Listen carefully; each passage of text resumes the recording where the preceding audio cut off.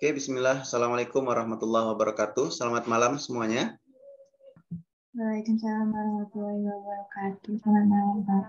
Ya, sebelum kita lanjutkan ya kegiatan bimbingan PKPA Puskesmas ya. Mari kita berdoa, mudah-mudahan diberikan kemudahan dan kelancaran dan diberikan keberkahan tentunya ya. Berdoa dipersilakan.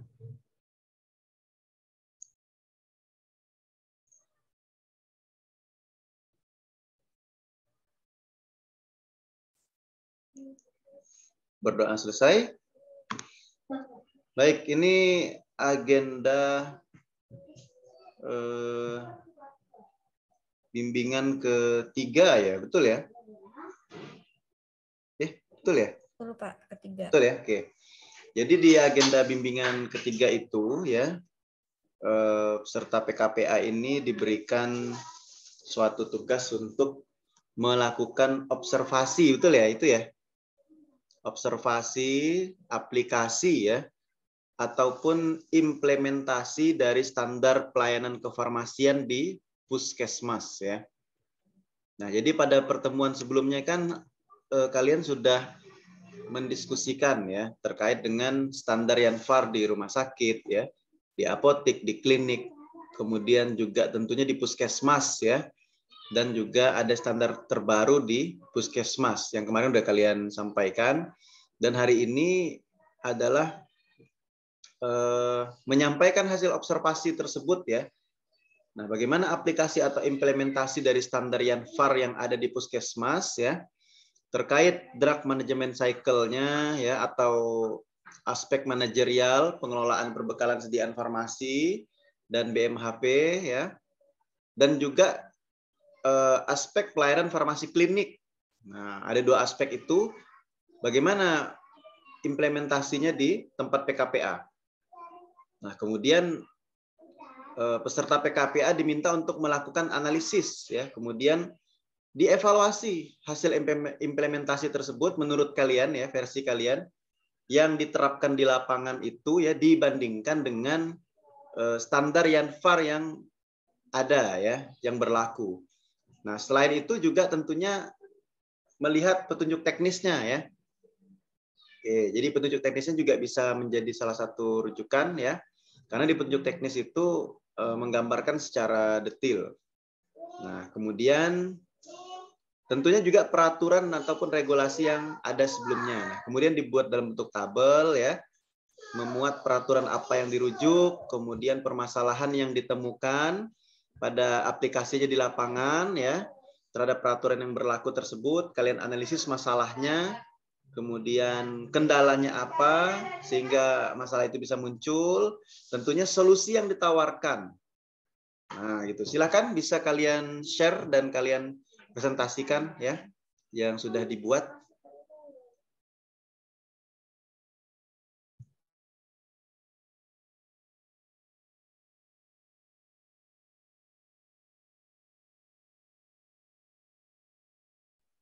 Terima kasih kepada Bapak untuk waktunya. Kami akan menyampaikan hasil observasi kami selama melakukan PKPA di Puskesmas. Mungkin teman-teman bisa dimulai. Baik.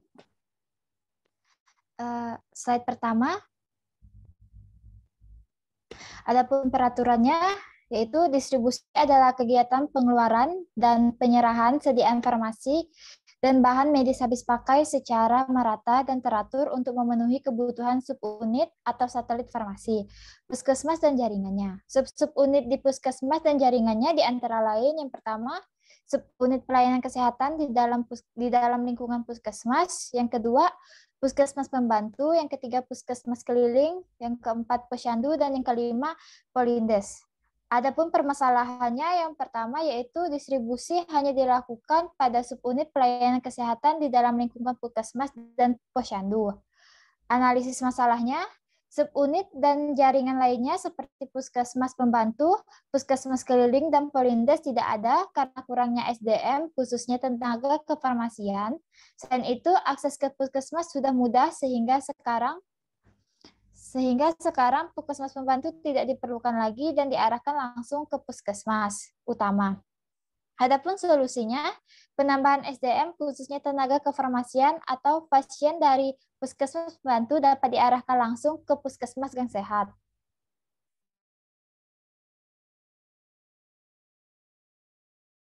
Selanjutnya, yang menjadi pembahasannya yaitu tentang konseling, di mana pada PMK 74 tahun 2016 itu konseling merupakan suatu proses untuk mengidentifikasi dan penyelesaian masalah pasien yang berkaitan dengan penggunaan obat pasien, rawat jalan, dan rawat inap, serta keluarga pasien. Permasalahan yang didapat yakni konseling belum dilakukan pada puskesmas tersebut. Analisis masalahnya, konseling belum dilakukan karena keterbatasan ruangan pada puskesmas, khususnya untuk ruangan khusus konseling obat. Solusinya, pihak puskesmas seharusnya dapat menyediakan ruangan khusus konseling, sehingga konseling kepada pasien dapat dilakukan.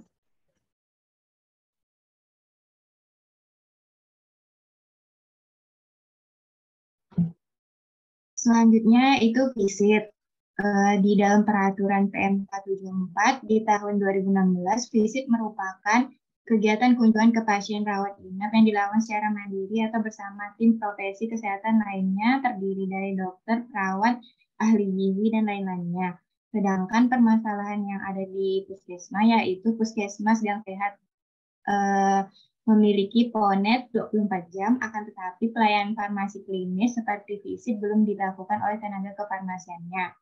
Untuk analisis masalahnya yaitu visit belum dilakukan karena tenaga kefarmasian di puskesmas masih akan melakukan studi banding terkait visit.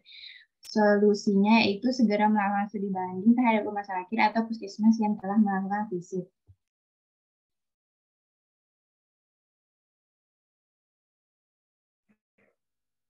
Next. Selanjutnya adalah MESO. Berdasarkan PMK nomor 74 tahun 2016, MESO adalah kegiatan pemantauan setiap respon terhadap obat yang merugikan atau tidak. Diharapkan yang terjadi pada dosis normal yang digunakan pada manusia untuk tujuan profilaksis, diagnosis, dan terapi atau modifikasi fungsi fisiologis. Permasalahannya yaitu MESO belum dilakukan di puskesmas yang sehat. Berdasarkan penuturan dari Ibu penanggung jawab apotek di puskesmas, MESO baru akan dilakukan kalau ada laporan dari pasien. Nah, analisis masalahnya adalah kurangnya komunikasi antara pasien, kemudian apoteker, dokter, atau tenaga kesehatan lainnya. Kemudian solusinya adalah meningkatkan komunikasi antara pasien dan apoteker, seperti menyediakan form MESO, kemudian menggali informasi seputar efek samping obat dengan cara menanyakan langsung kepada pasien. Kemudian selanjutnya adalah PTO. Berdasarkan PMK, PTO merupakan proses yang memastikan bahwa seseorang pasien mendapatkan terapi obat yang efektif, terjangkau dengan memaksimalkan efikasi dan meminimalkan efek samping. Permasalahannya adalah PTO masih belum dilakukan. Kemudian analisis masalahnya adalah PTO dilakukan langsung oleh penanggung jawab program kerja, oleh tenaga kesehatan lain tanpa melibatkan petugas farmasi di dalamnya. Kemudian solusinya adalah menambah SDM, yaitu tenaga kefarmasian, agar tiap program dalam pemantauan terapi obat dapat dilakukan oleh tenaga kefarmasian secara langsung.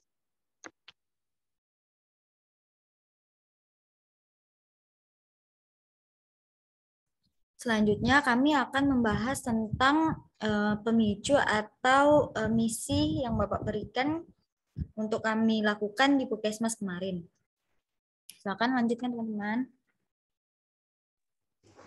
Yang pertama ada soalnya yaitu apa saja hal yang menjadi temuan BPOM di sarana tersebut jika dibandingkan dengan peraturan yang ada, bagaimana, apakah melanggar atau tidak sesuai, apa penyebab dan solusi untuk menyelesaikan temuan tersebut, dan bagaimana tindak lanjut apoteker menyikapi temuan tersebut. Adapun jawabannya, pada saat itu BPOM pernah datang ke Puskesmas Gang Sehat. Hampir semuanya sudah sesuai dengan peraturan BPOM nomor 24 tahun 2001 tentang pengawasan pengelolaan obat, bahan obat, narkotika, psikotropika, dan prekursor farmasi di fasilitas pelayanan kefarmasian. Namun, ada satu kriteria yang tidak sesuai, yaitu terdapat obat yang terletak langsung di lantai, di mana pada peraturan BPOM nomor 24 tahun 2001 terdapat kata tidak bersinggungan langsung antara kemasan dengan lantai. Penyebab dari kesalahan tersebut dikarenakan ada beberapa obat yang baru datang dan belum tersimpan di tempat penyimpanan yang diharuskan. Adapun solusinya, yaitu sebaiknya obat atau barang yang baru datang langsung diletakkan di tempatnya agar langsung tertata rapi dan tidak berantakan. Dan tindak lanjutnya, BPOM akan memberikan surat BA ke Dinas Kesehatan. Setelah itu, Dinkes akan memberikan BA tersebut ke apoteker yang bersangkutan dan akan dibuat SOP-nya.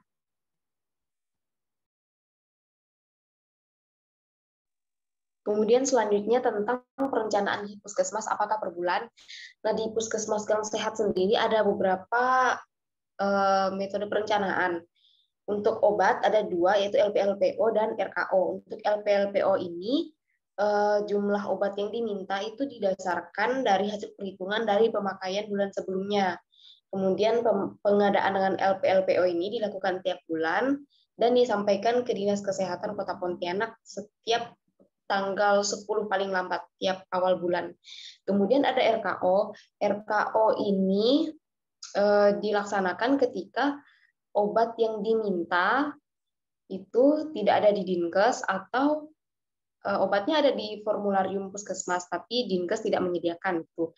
Jadi yang ini dilakukan per tahun. Misalkan untuk pengadaan tahun 2023, RKO-nya dibuat pada awal tahun 2022 dengan menggunakan data tahun 2021. Kemudian ada juga pengadaan BHP medis sama Alkes. Untuk persediaan farmasi ini kata Ibu apoteknya kemarin berupa Alkes.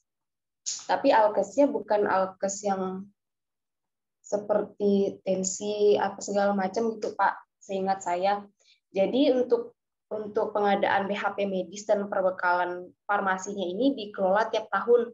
Jadi nanti akan ada pihak yang meminta data pemakaian Alkes dan BHP dari tiap ruangan di puskesmas, misalkan dari poli KIA, poli umum gitu. Dalam 1 tahun kemudian data tersebut diajukan ke Dinas Kesehatan.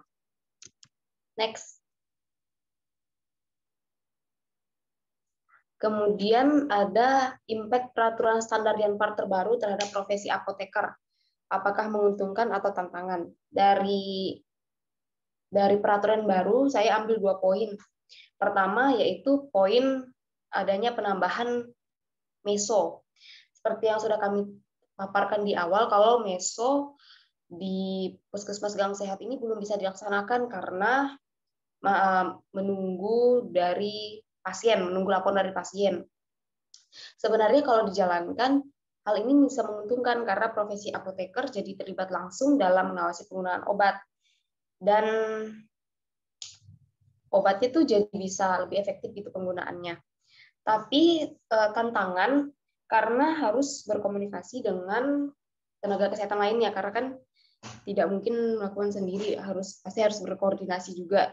Dan sepertinya belum ada yang melaksanakan meso, jadi belum ada contoh gitu, Pak.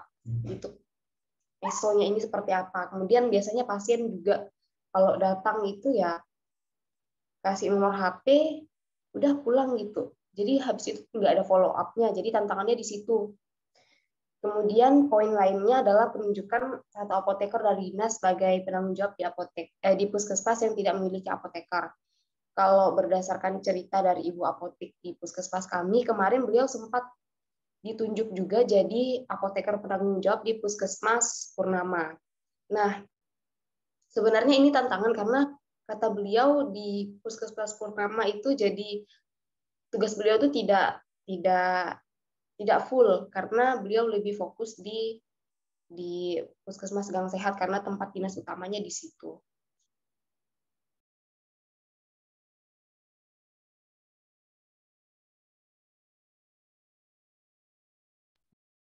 Selanjutnya itu mendalami standar Yanpar pengelolaan sediaan farmasi, BMHP, dan farmasi klinis di lapangan dibandingkan metode apa yang digunakan.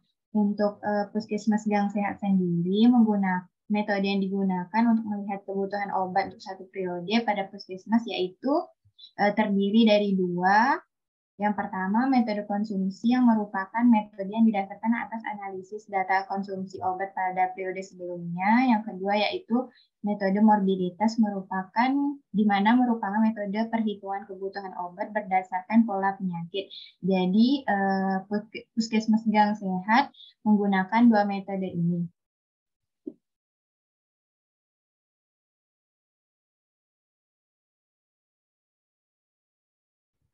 Terakhir yaitu mengkaji tentang peraturan Puskesmas dan tupoksinya. Yang pertama, tugas pokok dan fungsi apoteker di Puskesmas sendiri adalah untuk pengolahan obat yang meliputi perencanaan, permintaan, penyimpanan, pendistribusian, pelayanan obat, dan pencatatan atau pelaporannya. Permasalahannya seperti yang sudah dipaparkan pada evaluasi sebelumnya, yakni ditemukan pada Puskesmas Gang Sehat sendiri fungsi pelayanan kefarmasian seperti konseling, home care, visit pasien belum terlaksana secara baik. Nah, konseling belum terrealisasikan dengan baik karena keterbatasan akan ruangan pada bagian farmasinya, sehingga belum pernah dilakukan konseling pada pasien. Kalau untuk home care belum terlaksana dengan baik, namun pernah ada pada kasus pasien TB. Namun itu jarang dilakukan karena keterbatasan tenaga dengan beban kerja sehubungan pelayanan resep yang jumlahnya sangat banyak dan pelaporan obat yang terlalu berat dibandingkan dengan jumlah tenaga yang ada pada Puskesmas. Untuk visit pasien sendiri tuh belum terlaksana karena Puskesmas Gang Sehat bukan merupakan Puskesmas rawat inap, namun dia terdapat ponet yang 24 jam. Sehingga apoteker Puskesmas Gang Sehat ini masih melakukan studi banding serta berkoordinasi dengan dinas kesehatan setempat dan mencoba koordinasi juga kepada rumah sakit yang telah melakukan visit pasien. Mungkin itu aja Pak dari presentasi kelompok kami. Terima kasih.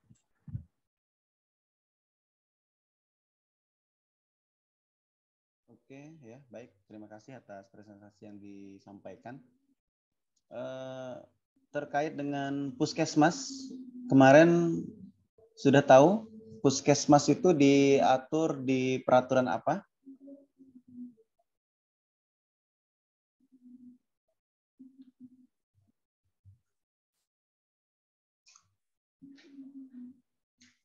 Peraturan apa, nomor berapa, tahun berapa tentang Puskesmas? Peraturan PMK 74 tahun 2016. Sebentar. Itu standar ya, standar pelayanan kefarmasian di Puskesmas tuh. Tentang Puskesmas. Pusat Kesehatan Masyarakat. PMK 43 tahun 2019 bukan Pak? PMK 43. Ya, PMK 43 tahun 2019. Nah, coba dijelaskan apa yang dimaksud dengan Puskesmas berdasarkan PMK tersebut.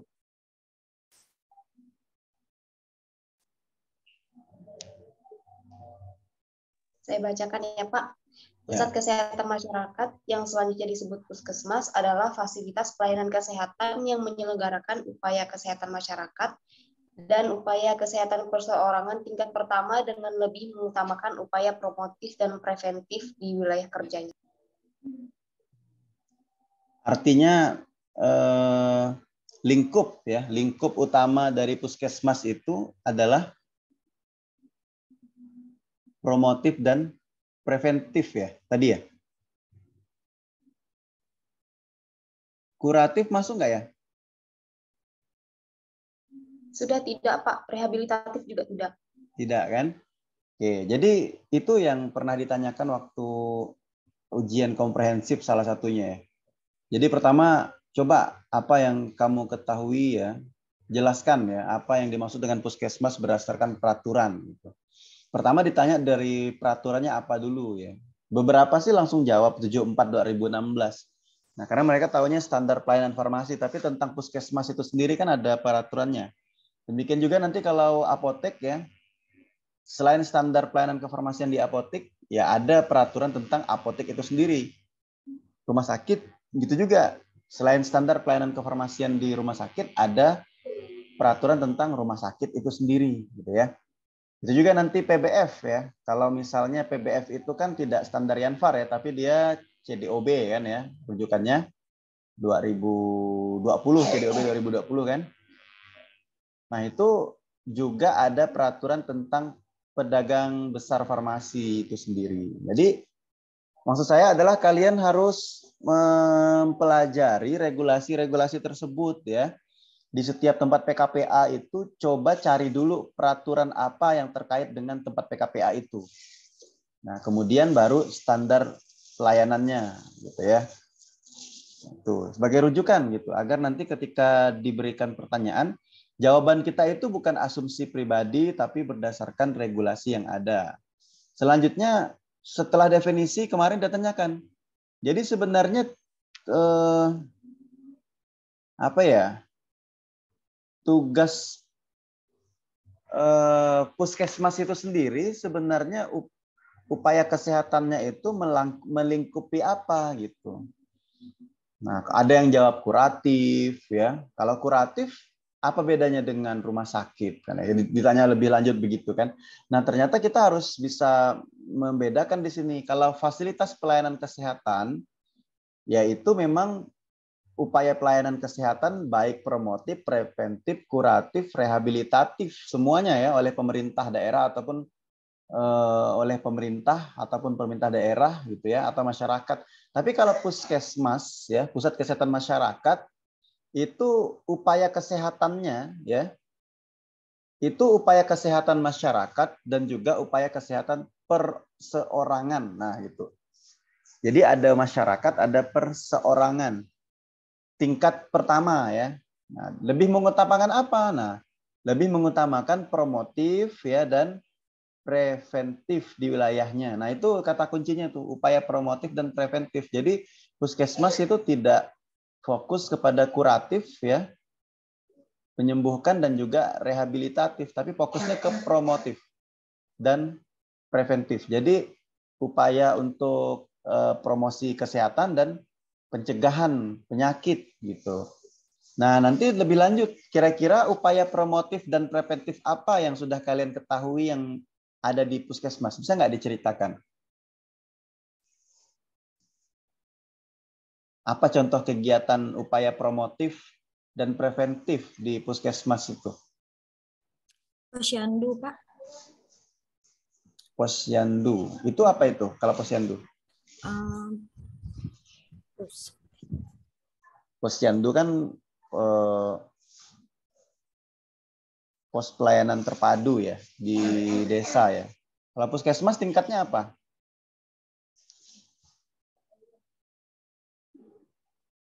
Desa atau kelurahan atau kecamatan atau kota, kabupaten? Kalau puskesmas kecamatan, Pak. Kecamatan ya. Kalau desa Polindes. Ada Polindes ya. Contoh kegiatan promotif dan preventif di puskesmas apa saja? Atau kalian udah dilibatkan belum ya? Penyuluhan, Pak. Penyuluhan. Udah dilibatkan, Eli? Kemarin Eli sama Risma udah Pak, udah dibagi-bagi. Kemarin kami ada penyuluhan di bagian posyandunya, tapi penyuluhan yang kami lakukan untuk Risma sendiri ada hipertensi, kemudian saya ada asam urat, kemudian Dea ada diabetes, kemudian Linda ada penyakit lain lagi. Berdasarkan penyakitnya dibedakan. Oh, penyakit lain lagi lah pokoknya. Dan lain lupa gitu ya, dan lain-lain. Oke, artinya udah dibagi untuk penyuluhan ya. Itu kapan rencananya penyuluhannya? Kemana gitu? Kemarin Pak, saya sama Eli minggu barusan nih, Risma sama Eli. Untuk selanjutnya pada minggu depan mulai Senin ini Dea sama Winda yang akan turun, Pak. Oke, itu kemana sih? Apakah saat orang nunggu di ruang tunggu atau kita turun langsung ke rumah atau kemana gitu? Itu dilakukan saat posyandu lansia, Pak. Jadi di saat para lansia udah datang kumpul sebelum melakukan pengecekan kesehatan dan sebagainya, jadi kita melakukan edukasi dulu kepada lansianya, Pak. Oh, berarti bukan di puskesmas ya, Iya, Pak, bukan. tapi di rumah warga mungkin, salah Iya, satunya. Pak. Oh. Rutin kegiatan itu puskesmas lakukan setiap periode kapan gitu? Seminggu sekali atau sebulan sekali atau bagaimana? Sebulan sekali deh, Pak. Jadi dia ada jadwal dalam 1 tahun, Pak. Oke. Nah, berarti Risma dan Eli udah turun langsung ya? Berapa hari kegiatannya? Hari aja, Pak. Hari. Satu hari, Pak. Satu hari. Kalau dia dengan Octaviono berarti Senin besok atau kapannya? Kalau saya Selasa, Pak. Kalau Winda Sabtu. Oh, Sabtu berarti satu orang aja ya, satu kegiatan ya.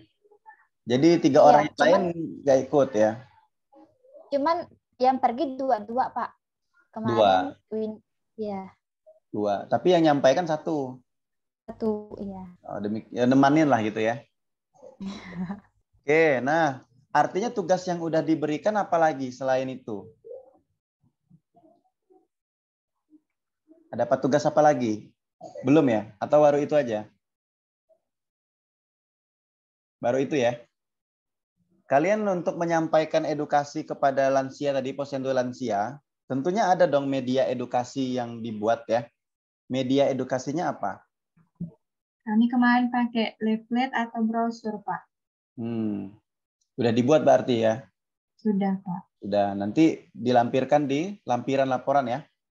Jadi tugas-tugas yang sudah diberikan itu lampirkan. Jadi sebagai nilai tambah juga dari saya, dapat tugas dari sana, tapi saya juga menilai sebagai aktivitas gitu kan. Jadi lampirkan di laporan. Dia dengan Octaviano udah buat juga dengan Winda. Lagi proses pembuatan, Pak. Proses. Bentuknya soft file atau kalian cetak atau bagaimana itu? Cetak. Dicetak, Pak. Oh, cetak. Cetak sendiri atau fasilitas dari puskesmas? Cetak sendiri, Pak. Sendiri ya. Oke. Berarti kertas biasa dicetak di print gitu ya? Iya, Pak. Berapa banyak tuh biasanya pasiennya? Kemarin sih Ibu mintanya 20, Pak. Itu yang diberi itu pasien atau kadernya ada nggak kadernya? Biasanya kan ada juga kader yang membantu perpanjangan tangan orang puskesmas tuh. Kadernya ikut juga nggak? Kadernya juga ikut, Pak. Oh, kami kemarin kadernya juga ikut, Pak. Ikut. Berarti kadernya berapa orang kira-kira dan pasiennya berapa orang?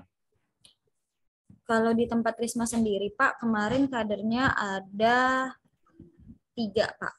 Oh, 3. Oke. Pasiennya ada 26, 25. 6 ya, oke ya. Oke. Berarti kader itu biasanya masyarakat umum yang diberikan pelatihan kan ya, mereka ya? Iya, Pak. Oke, itu salah satu bentuk promosi ya, promotif kan, karena untuk kalian memberikan suatu edukasi kesehatan gitu ya, promosi bentuknya salah satunya itu. Kemudian ada program-program lah tentunya ya, dan juga mencegah ya. Tapi bukan dalam rangka pengobatan atau periksa-periksa nggak kemarin tuh? Biasanya sih standar ya, periksa tekanan darah segala macam ya. Setelah dilakukan edukasi sih mereka kayak seperti biasa sih, Pak, melakukan pengecekan kayak tekanan darah, berat badan, seperti itu sih, Pak. Terakhirnya gitu. baru diserahkan obat. Oh, ada juga pemberian obat ya sekalian ya. Iya, Pak. Okay. Itu bisa dikatakan home care nggak tuh atau home pharmacy visit gitu? Di standar pelayanan kemarin di puskesmas ada nggak yang termasuk home pharmacy care kayak rumah sakit, home care gitu? Puskesmas masuk nggak dia dalam farmasi klinisnya?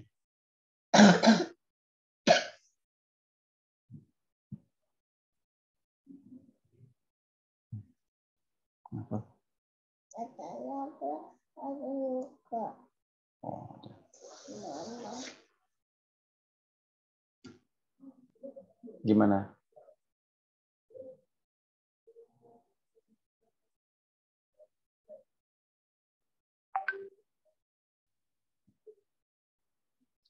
Masuk pelayanan farmasi klinis nggak tuh di puskesmas?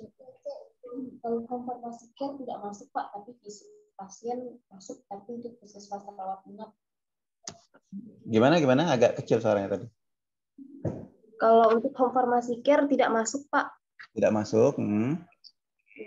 Tapi untuk visit pasien masuk, tapi itu untuk khusus puskesmas rawat inap. Oke. Ronde atau visit pasien khusus puskesmas rawat inap ya. Ya, itu ranap ya. Oke, berarti dia memang tidak ada home pharmacy care ya, kecuali yang di mana yang ada? Di rumah sakit ada ya? Apotek ada ya? Tapi sempat ada Pak home care-nya untuk pasien TB Pak. Oh khusus, berarti program ya? Pelayanan kefarmasian di rumah, home pharmacy care. Nah itu kan apotek ada tuh, home pharmacy care ya, pelayanan farmasi di rumah. Tapi kalau di puskesmas sekarang masih ada nggak tuh yang kunjungan gitu, TB dan segala macam? Masih ada Pak, tapi mereka sistemnya kayak bagi tugas gitu Pak. Jadi enggak setiap kunjungan tuh ada apotekernya. Itu mungkin lebih ke evaluasi penggunaan obat atau bagaimana mereka kunjungan itu?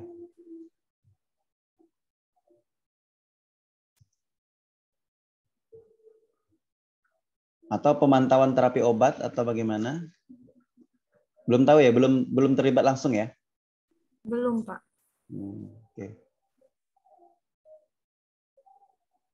Oke, kemudian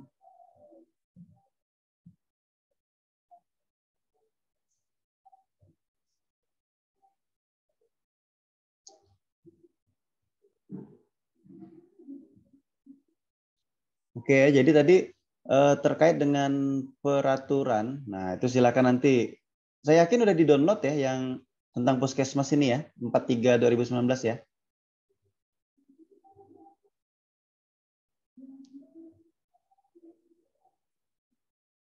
Sudah? Sudah. Oke. Sudah ya. Nanti bisa dibaca lebih lanjut tuh karena biasa dalam ujian komprehensif kan akan diuji oleh praktisi ya. Mereka akan mendalami juga itu karena di situ kan peraturan yang khusus mengenai puskesmas. Nanti di dalamnya itu ada penjelasan terkait dengan upaya kesehatan perorangan yang disebut dengan UKP ya. Apa sih itu gitu kan?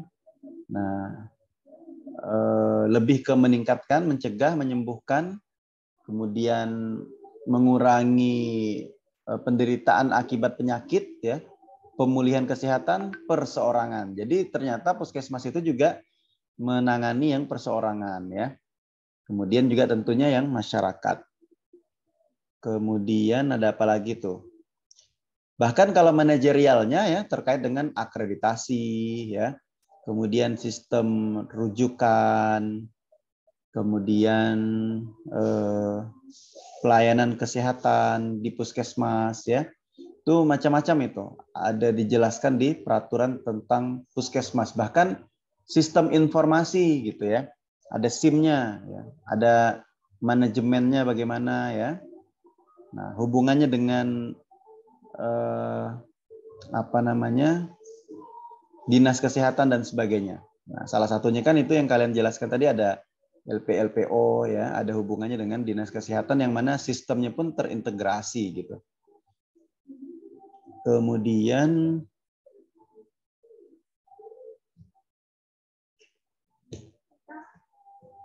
ada juga di dalam Permenkes tentang puskesmas itu terkait dengan prinsip ya. Prinsip penyelenggaraan tugas, fungsi, dan wewenang. Nah, itu nanti bisa kalian baca-baca ya. Ada berbagai macam prinsip para tugas, fungsi, dan wewenang dari puskesmas Nah, itu sebagai dasar nanti ketika ditanya-tanya tentang puskesmas, kita jawabannya itu ya berdasarkan regulasi yang ada gitu. Selain itu juga didukung oleh pengalaman ya di lapangan. Namun kalau kita hanya mengandalkan ingatan ya ataupun pengalaman di lapangan, boleh jadi pengalaman di lapangan itu sudah sesuai dengan peraturan yang ada. Boleh jadi juga sebenarnya belum sesuai, misalnya belum memenuhi standar ya. Makanya kita juga harus membandingkan ya yang dilakukan di lapangan dengan regulasi yang ada. Kalau kita patokannya di lapangan begini, di lapangan begini. Nah, pertanyaannya di lapangan itu udah ideal belum gitu. Kita nggak bisa jawab nanti. Nah, kalau kita sudah merujuk ke literatur yang ada ya, regulasi yang berlaku, maka kita tahu kira-kira sudah sesuai belum yang dilakukan di lapangan. Apakah masih di bawah standar yang ditetapkan atau bahkan tidak sesuai misalnya karena sesuatu hal. Nah, sehingga dimodifikasi dan sebagainya. Itu kayak gitu-gitulah ya intinya. Oke, bahkan yang saya tanyakan tadi puskesmas itu ada di mana? Nah, jawaban kalian tadi di kecamatan. Dasarnya apa? Ternyata dasarnya ada juga di Permenkes 43 2009 tadi terkait dengan persyaratan ya. Bahwa puskesmas itu harus didirikan pada setiap kecamatan. Jadi satu kecamatan dapat didirikan lebih dari satu puskesmas malah. Nah, tapi puskesmas itu dia ada di setiap kecamatan. Gitu. Dan seterusnya dan seterusnya. Nanti bisa dibaca sehingga pertanyaan yang diajukan itu jawabannya yakin ya berdasarkan regulasi yang berlaku gitu, bukan asumsi pribadi kita. Bahkan persyaratan prasarana ya. Kemudian bangunan. Nah, sama juga seperti apotek, puskesmas juga ada persyaratan-persyaratan itu. Ada apa saja yang harus ada ya, termasuk ada beberapa belas nih sistem-sistem yang harus ada ya, termasuk air bersih, sanitasi, bahkan sampai kendaraan puskesmas keliling pun ada dicantumkan di peraturan puskesmas itu ya. Nah, jadi banyak sekali informasi yang kira-kira menjadi wawasan umum ya, yang harus dibaca. Jadi ketika nanti ada pertanyaan dari penguji ya dan sebagainya, kita bisa menjawab dengan lebih yakin gitu. Oke, bisa dipahami ya? Nanti lanjutnya bisa dibaca masing-masing.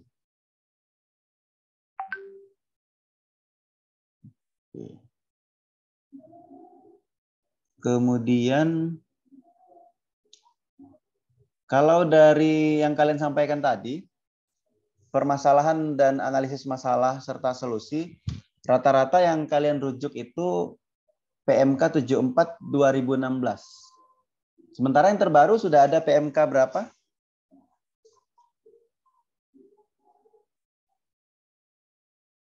PMK 26 tahun 2020. 26 2020. Sebentar. Ya, mestinya juga merujuk kepada yang baru ya.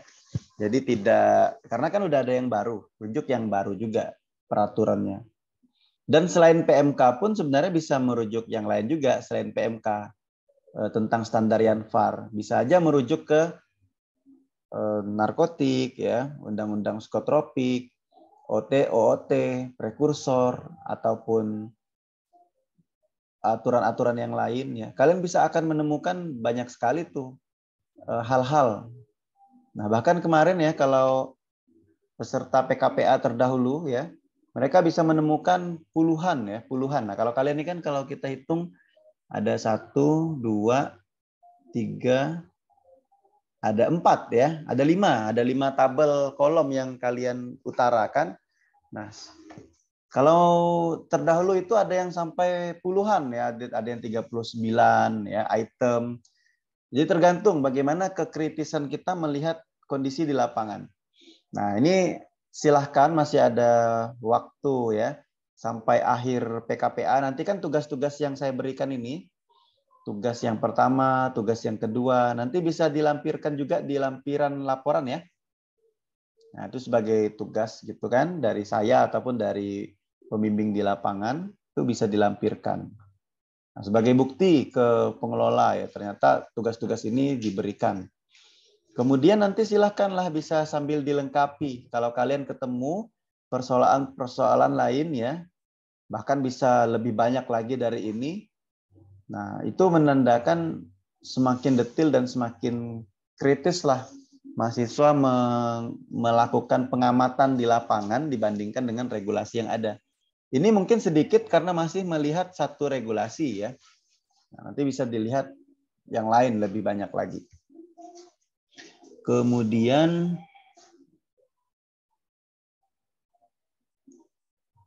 apa lagi ya? Konseling. Keterbatasan ruang ya. Tapi kira-kira konseling itu ada nggak sih? Konseling kan memang tidak seluruh pasien diberikan konseling. Berdasarkan peraturan itu, ada konseling yang diprioritaskan untuk pasien tertentu. Nah, udah ketemu nggak kalian? Pasien yang bagaimana yang menjadi prioritas untuk mendapatkan konseling? Nah, ada ketemu di mana?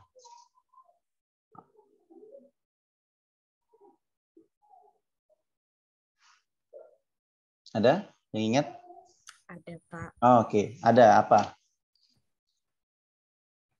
Untuk pasien lansia, kemudian dengan penggunaan obat yang lebih dari satu. Tuh, Pak.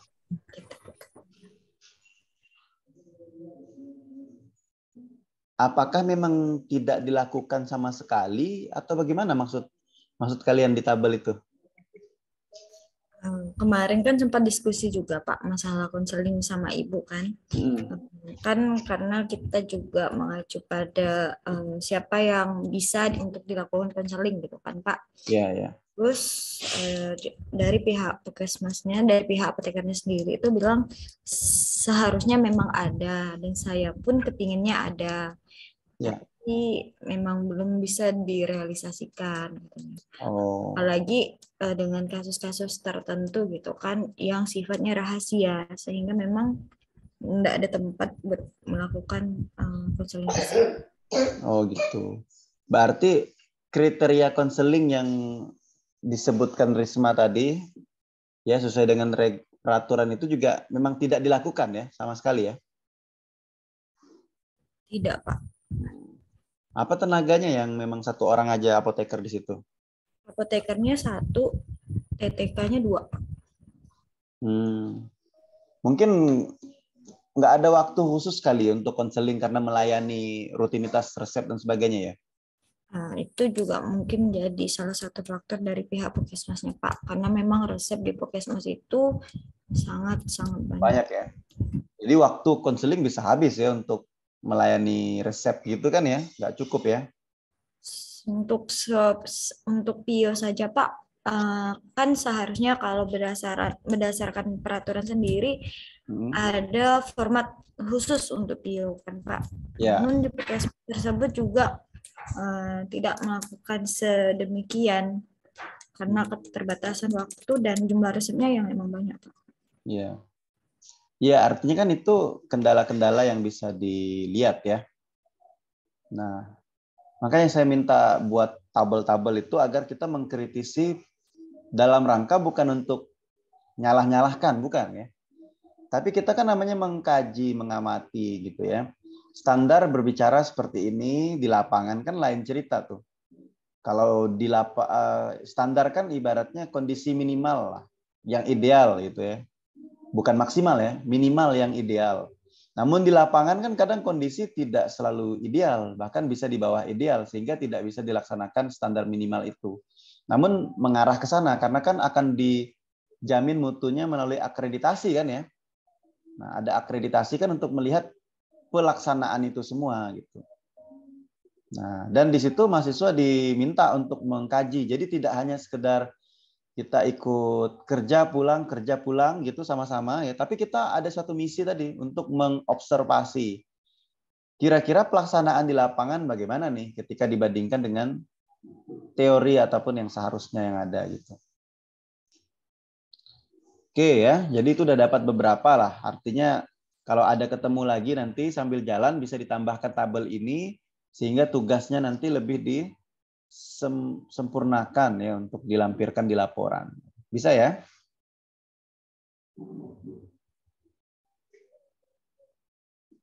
Bisa? Bisa, Pak. Oke. Oke, temuan BPOM. Nah, temuan BPOM ini juga salah satu hal yang membantu kalian untuk mengkritisi gitu. Tidak bersinggungan langsung antara kemasan dengan lantai ya, kalau barang datang itu ya.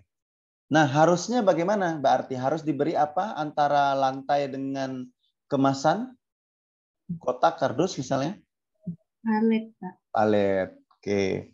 Kalian melihat sendiri nggak sih temuan BPOM itu bahwa dia tidak bersinggungan langsung diletakkan di lantai atau sekarang udah menjadi lebih baik gitu? Yang kalian amati gimana?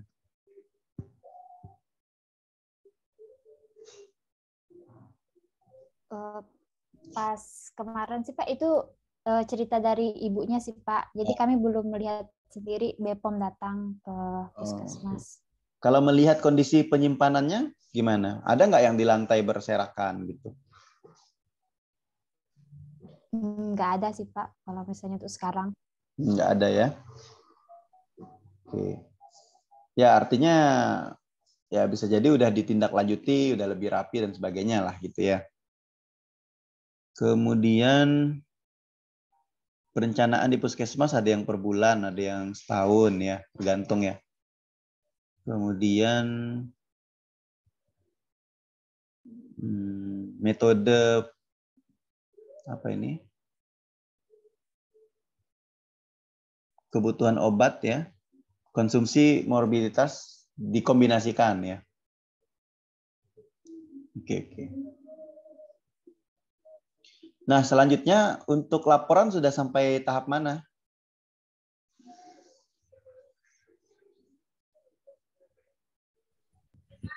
Sejauh ini sih Pak, sudah sampai bab terakhir. Cuman kan masih ada yang perlu ditambah-tambahkan seperti pembahasan, kemudian lampiran-lampiran yang akan ditambahkan.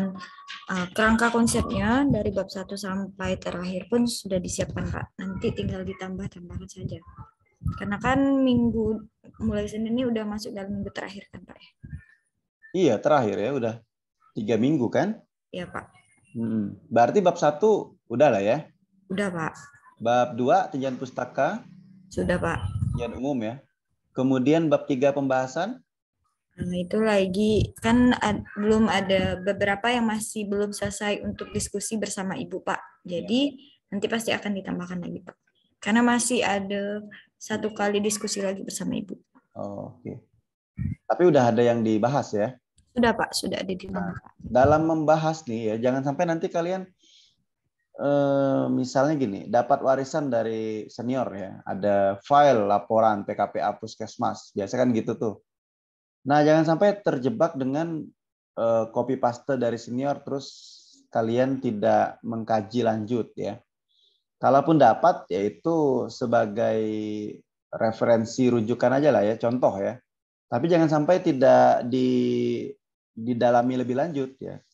Jadi sedapat mungkin pembahasan itu dibuat dengan lengkap ya, sebaik mungkin dan disandingkan dengan regulasi yang ada. Nah, kalau kita kayak bahas skripsi itu kan kita rujuk jurnal-jurnal pendukung gitu kan ya, dicitasi. Nah, demikian juga laporan PKPA ini. Kita citasi lah dukungan-dukungan literatur yang ada, salah satunya peraturan, regulasi dan sebagainya ya. Kemudian kalian juga mengkritisi gitu, membahas misalnya ada hal-hal yang kalian temukan tadi kayak yang kalian bikin tabel-tabel itu. Nah, itu kan bisa menjadi suatu pembahasan gitu. Di lapangan bagaimana ya. Kemudian seharusnya berdasarkan regulasi bagaimana. Saran kalian bagaimana gitu. Nah, itu kan bisa menjadi suatu poin pembahasan sebenarnya. Sampailah kepada nanti saran yang diberikan gitu. solusi yang kalian tawarkan. Nah, siapa tahu dari pembahasan kalian itu justru bermanfaat bagi tempat PKPA. Jadi kalian menyumbangkan suatu sumbangsih pemikiran gitu. Permasalahan di lapangan seperti ini, kalian menyarankan seperti ini gitu. Nah, jadi bermanfaat ya. Untuk mereka juga bermanfaat gitu. Oke, jadi sudah mulai dicicil lah intinya ya. Jadi targetnya berarti pekan ini ya selesai ya? Iya, Pak. Nah, kemudian lanjut lagi mulai 1 September kemana? BPOM, Pak. BPOM. Nah, artinya bereskanlah semua itu sebelum ke BPOM, laporan beres, sudah dikoreksi oleh pihak sana. Sambil jalan lah ya ACC dan sebagainya ya. Nah, kira-kira untuk kita apalagi nih agendanya? Apa tuh di WA tuh kemarin?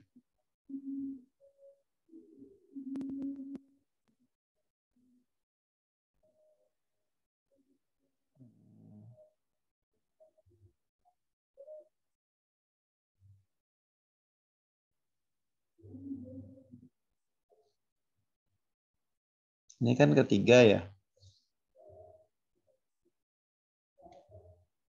Oh, petunjuk teknis ya. Petunjuk teknis.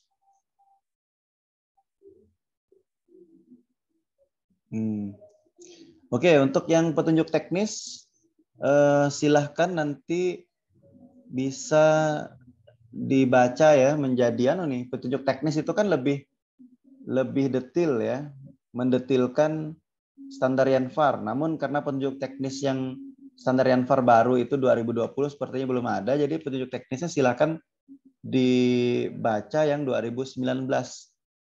Kemudian bisa kalian rangkum ya hal-hal yang penting di situ, misalnya kayak metode pemesanan ya, metode pengadaan dan sebagainya berdasarkan petunjuk teknis ada apa saja. Kemudian di lapangan ya di puskesmas tempat kita itu pakai metode apa dan sebagainya. Nah, itu nanti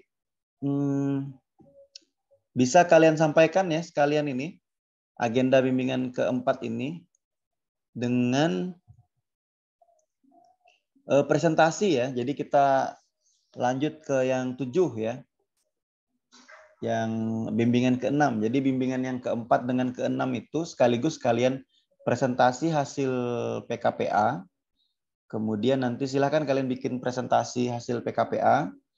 Kemudian sekaligus juga membahas kan di situ namanya hasil PKPA ya.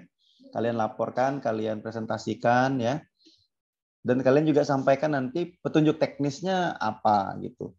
Sementara di lapangannya apa gitu. Langsung disandingkan bisa ya. Jadi petunjuk teknis itu jadi kayak teorinya gitulah. Nah, pelaksanaan di lapangannya kan kalian presentasi hasil PKPA. Jadi sebenarnya dengan membuat ini kalian juga sekaligus membahas gitu. Dan petunjuk teknis itu jadi teoritisnya. Kan banyak sekali tuh informasi di petunjuk teknis. Sudah download juga kan ya petunjuk teknis ya? Udah, oke. Jadi kita gabungkan ya. Jadi agenda yang bimbingan ke-5 dan bimbingan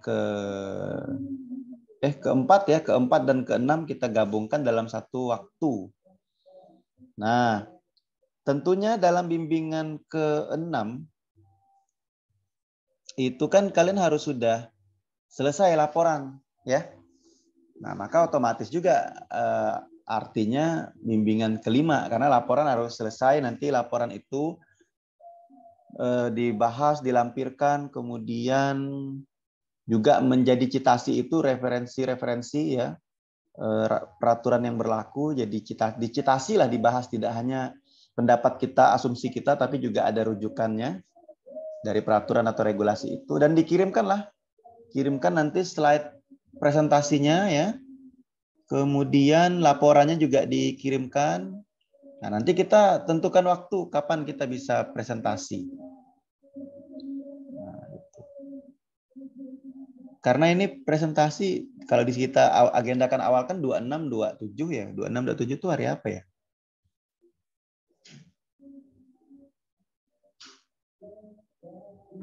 Jumat Sabtu, Pak. Oh, Jumat Sabtu ya.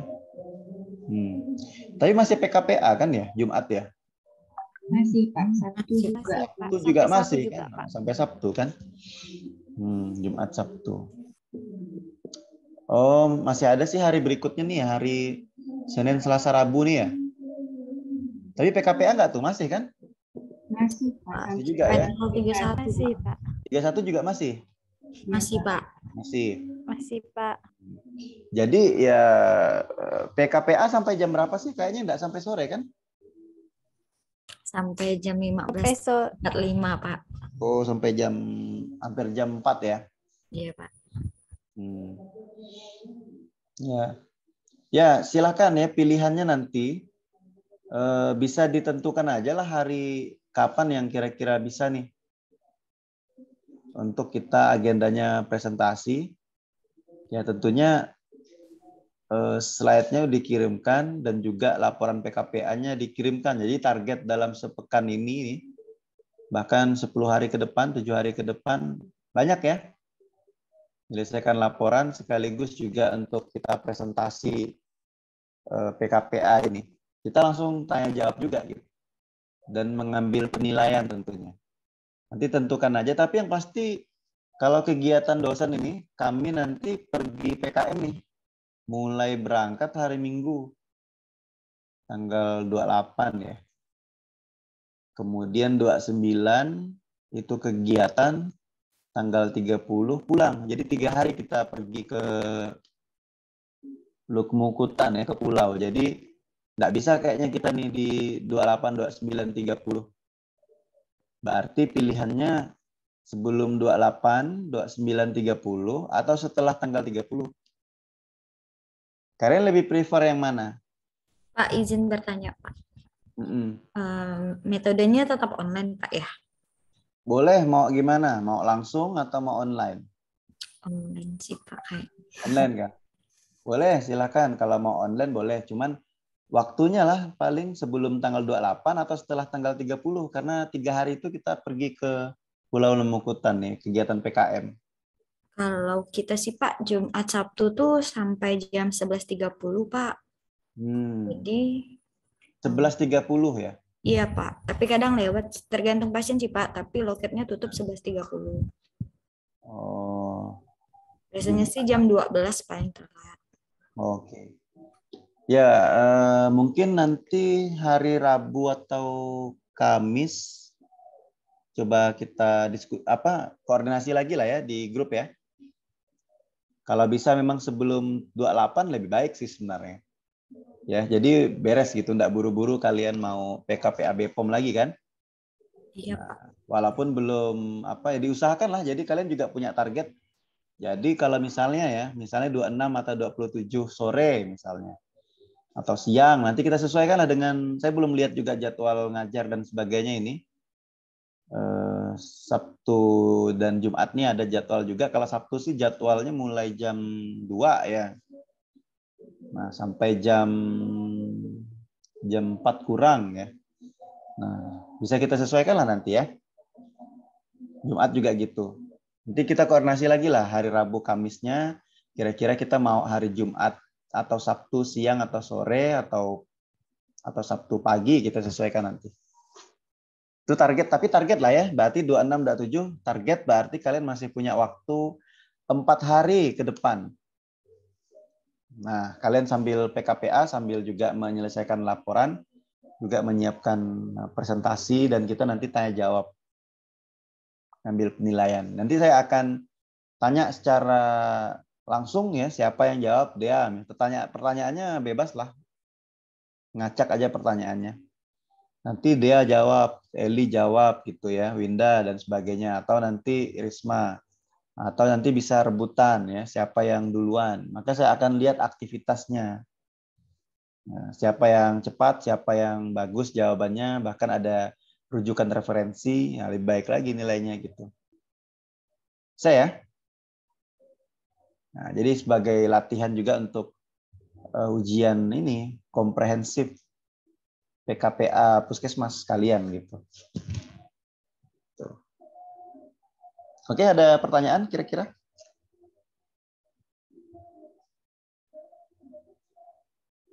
Pak mau nanya Pak. Hmm? Pak, kemarin kan kami itu ada ikut kegiatan posyandu lansia kan Pak. Hmm. Terus kan yang meriksa tuh bukan dokter Pak, lebih ke perawat, tapi yang punya pengalaman lama mungkin Pak ya. Hmm. Terus kan saya bertanya Pak ya, Bu, kan keluhan pasiennya nih batuk Bu ya. Ya. Kenapa ya Bu tidak direkomendasikan untuk penggunaan obat radangnya? Kemudian ibunya bilang, Pak, kamu tahu nggak artinya efek samping dari obat radang sendiri? Kan Pak, iya Bu, nah, tapi kan kondisinya sakit Bu. Dan ya mungkin itu saya masih cari sih Pak, emang dalam pemakaian yang seberapa banyak sih sehingga menyebabkan efek sampingnya untuk prokes tulang. Cuman ibunya bilang gimana ya? Gimana ibunya bilang tuh? Pokoknya kayak untuk radangnya itu, iya. Pakai kortikosteroid kayak yang dimaksud? Enggak Pak, pakai Dexa Pak. Kayak kortikosteroid lah itu. Iya. Iya Pak, iya Pak. Ya, anti radang kan? Iya. Radang dia batuk tenggorokan gitu ya? Iya Pak. Itu apa, bidan apa perawat tadi? Perawat Pak. Oh, perawat. Maksud Ya. Risma tuh lebih ke kayak kan bertentangan gitu, kayak gimana gitu Pak ya. Jadi tuh kayak gimana cara penyampaiannya sih gitu sih Pak, lebih ke kayak gitunya sih Pak. Bentar, bertentangannya yang dimaksud apa yang nih? Apa dari mananya yang bertentangan nih? Apakah mendiagnosisnya atau gimana? Cara penyampaian obatnya sih Pak, lebih ke katanya ya kalau keluhannya batuk ya udah kita kasih obat batuk aja gitu sih Pak, lebih ke mana. Terus yang kedua tuh sejauh yang Risma belajar sendiri gitu kan Pak, kalau penggunaan obat untuk diabetes ketika dia udah stabil sebenarnya boleh dihentikan. Lain kasusnya kalau misalnya hipertensi Pak ya, harus selalu mengkonsumsi obat itu. Tapi cara penyampaiannya juga enggak demikian gitu Pak. Malahan dia kayak bilang kayak kalau obat diabetes harus diminum terus ya. Kalau enggak diminum nih nanti gulanya bisa tinggi lagi gitu Pak. Sebenarnya kan edukasinya tuh lebih tepatnya ke mungkin ke apoteker sendiri gitu ya. Apakah itu bisa menjadi saran di laporan atau bagaimana tuh Pak sebenarnya? Nah, fungsinya di situ dia itu atas perintah dokter atau jadi menggantikan dokter gitu? Sepertinya sih memang beliau sih Pak yang jadi petanggung jawab di posyandu lansia tersebut. Oh, ya kayak program lah itu ya. Tapi biasa ya kalau kalian telusuri lebih lanjut biasanya kadang kondisi di lapangan begitu ya. Jadi sama juga dengan apoteker. Apoteker kan jumlahnya terbatas, maka kayak diberikan kewenangan gitu. Diberikan kewenangan kepada TTK, tapi yang menjadi penanggung jawabnya apoteker. Begitu kan ya? Iya. Demikian juga ini Bu Bidan atau perawat. Karena saya juga ngajar kebidanan kan di Poltekkes kan. Ya Bu Bidan itu juga bilang di lapangan bahwa mereka itu ada kayak pelimpahan kewenangan gitu. Karena tenaga kesehatannya terbatas, kayak dokter juga itu ya, terbatas jumlahnya dan kemana-mana lah, sama lah kayak apoteker ya. Jadi itu tuh kayak dilimpahkan ke mereka gitu. Tapi penanggung jawabnya tetap dokter. Gitu ya, penanggung jawab ya. Namun pelaksanaan di lapangan itu kan ya dikontrol atau tidak oleh dokter kita nggak tahu ya. Tapi penanggung jawabnya tetap dokter. Tapi pelaksananya mereka, paham nggak maksudnya? Ya paham Pak. Jadi kayak pelimpahan wewenang. Namun fakta di lapangan sih pelimpahan wewenang, jadi dia kayak punya wewenang gitu jadinya. Biasanya kayak gitu. Nah, apa ya? Kalau terkait dengan tupoksi ya, misalnya kayak kalau itu masih ranahnya swamedikasi ya, sama aja sih tergantung obat yang diberikan sih sebenarnya. Kalau obat-obat yang diberikan itu misalnya sudah mencakup obat-obat di luar kewenangan, ya berarti itu kan di luar wewenang ya. Misalnya kayak kita nih, apoteker ini kan boleh menyerahkan obat tanpa resep dokter, ya obat keras ya, yang harusnya pakai resep dokter, tapi boleh kita berikan tanpa resep dokter. Tapi obat keras itu termasuk dalam OWA kan? Demikian juga nanti untuk swamedikasi. Jadi ada batasannya. Kayak kita apoteker pun ya, swamedikasi itu kan ada tuh batasan-batasannya, apa yang boleh, yang tidak boleh. Itu kan kemarin udah kita singgung tuh, yang anak-anak, lansia, misalnya yang wanita hamil ya. Nah, kemudian obat keras itu ya, kalau dia misalnya di luar OWA, ya berarti di luar kewenangan juga untuk memberikan dan lebih dirujuk kepada dokter ya. Nah, kalau terkait dengan pengobatan yang disarankan, itu kemarin Risma berarti langsung menyampaikan ke yang bersangkutan ya? Nyampaikan langsung saran gitu ya? Kemarin tuh sempat ngomong sama ibunya sih Pak, tapi enggak di depan orang-orang sih, lebih face to face sih Pak. Mungkin lebih ke nanya gitu ya? Iya Pak. Dan dia jawabnya begitu ya?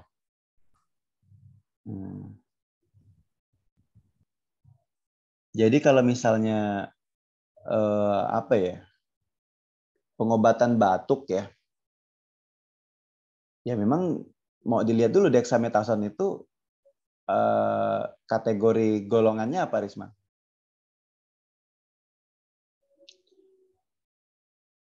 Obat daftar K nggak?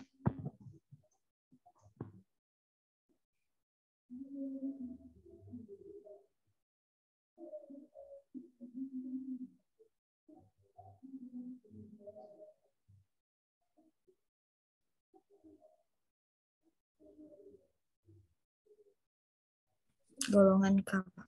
Golongan obat keras. Obat keras ya, berarti masuk dalam OWA nggak tuh?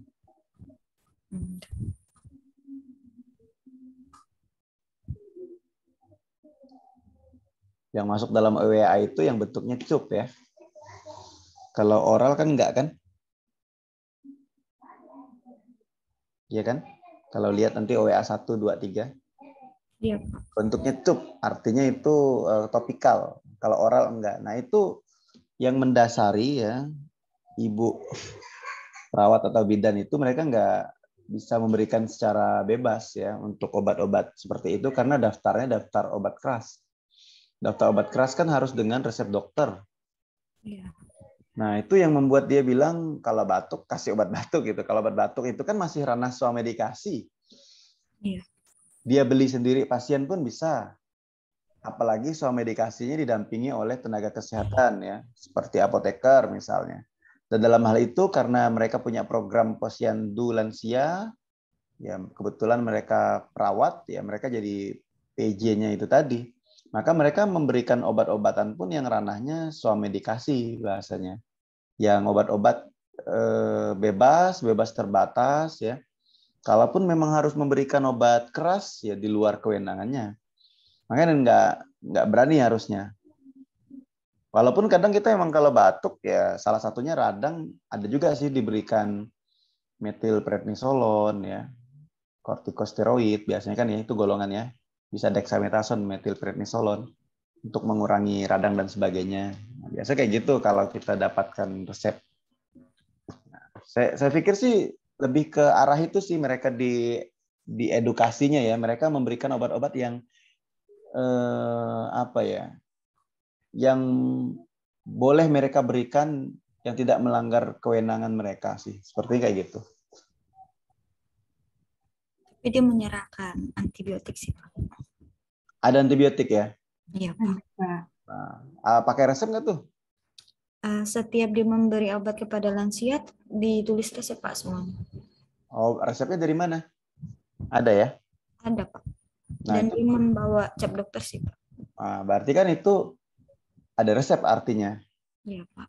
Teknisnya aja bukan dokter yang ngantar langsung kan, tapi mereka yang petugas lansia, karena itu kan merupakan program khusus tuh biasanya kalau dari puskesmas tuh untuk lansia.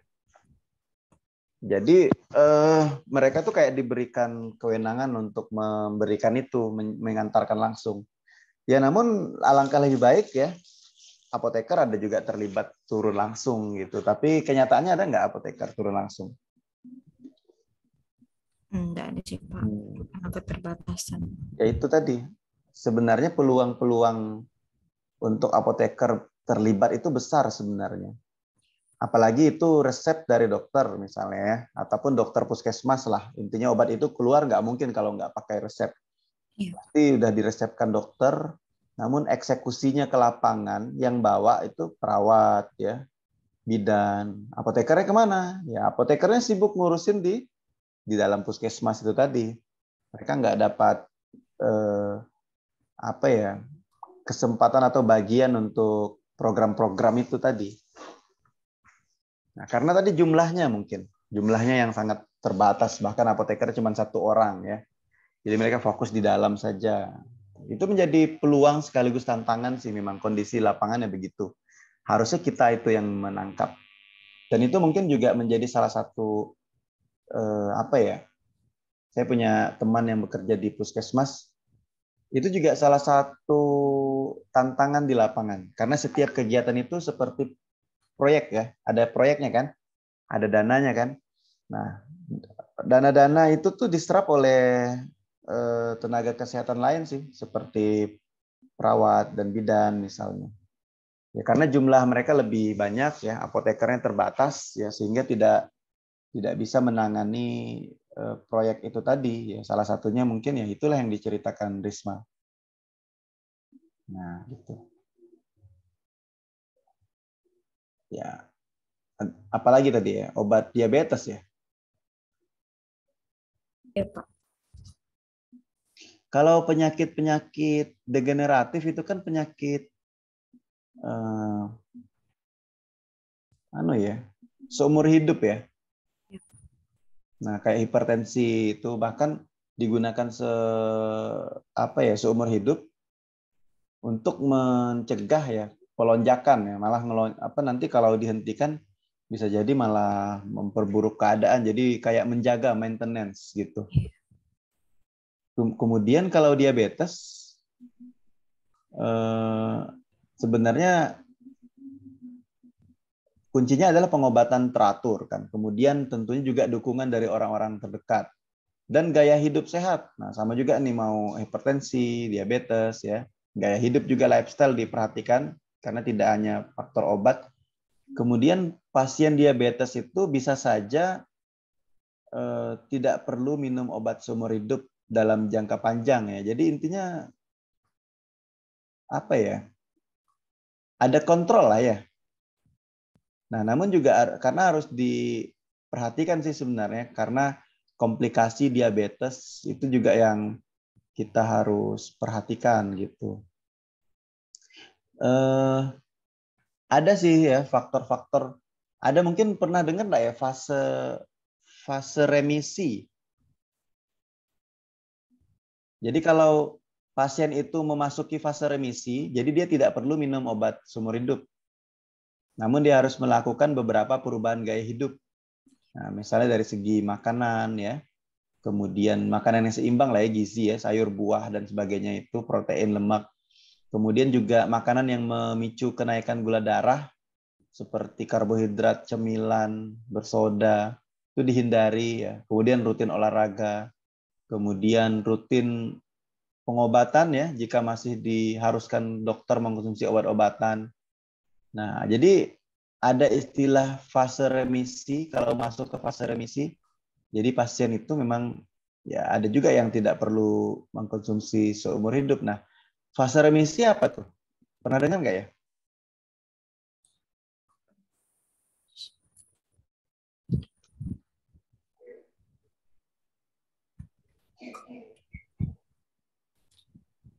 Pernah Belum sih ya? Pak, Nah ya. tapi enggak detail sih waktu itu sama Pak Roy sih Pak. Ada ya mengenal itu ya? Menyinggung sih, lebih ke menyinggung sih. Oke, ada menyinggung itu nggak perlu seumur hidup gitu ya? Iya Pak. Nah, jadi sebentar.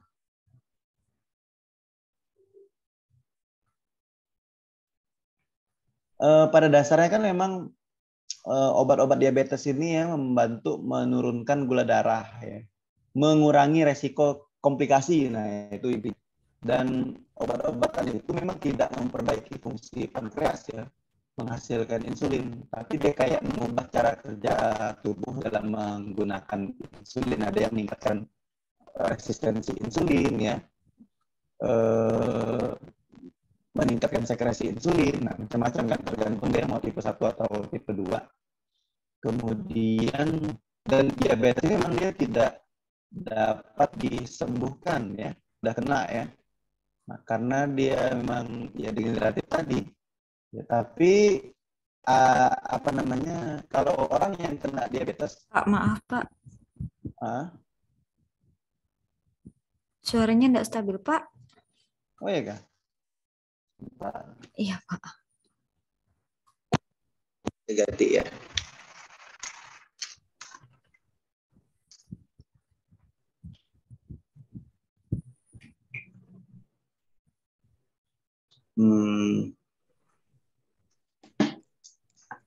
Oke, saya ganti ke perangkat ini.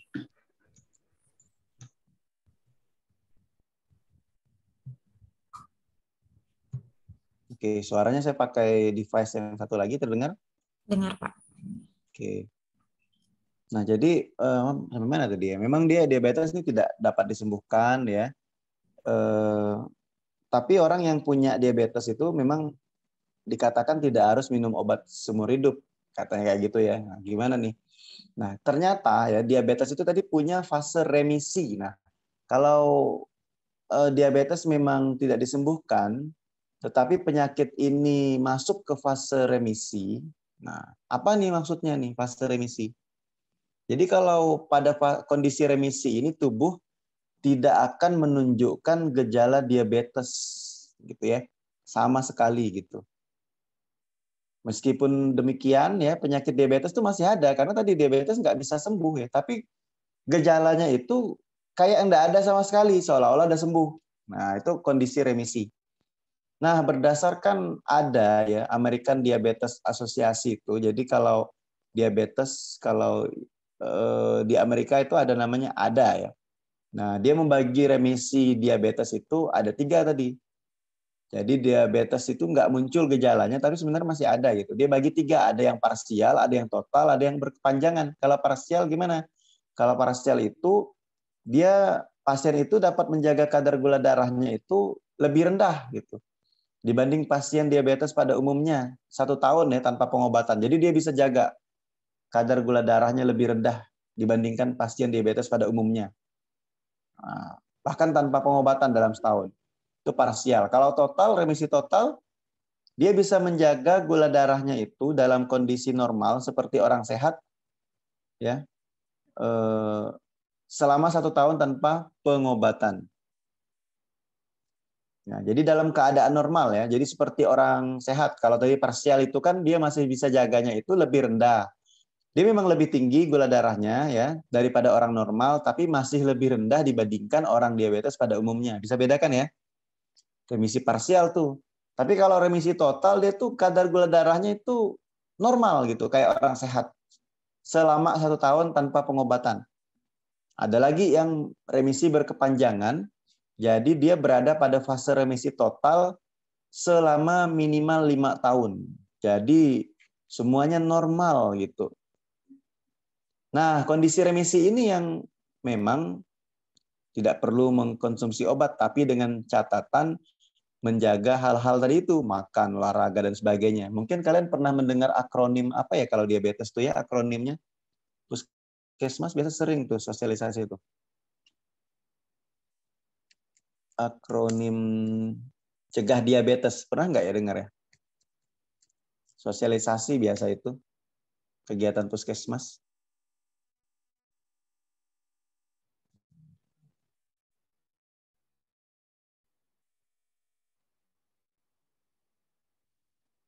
Belum Pak, nanti Belum ya? dia. Edukasi diabetes.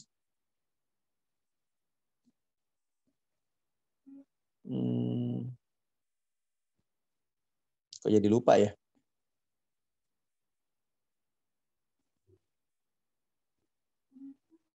Pokoknya ada enyahkan rokok, olahraga, gitu ada akronimnya tuh.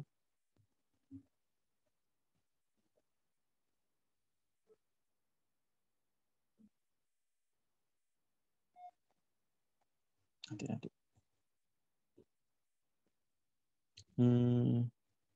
Cerdik. Nah, cerdik. Cerdik ya.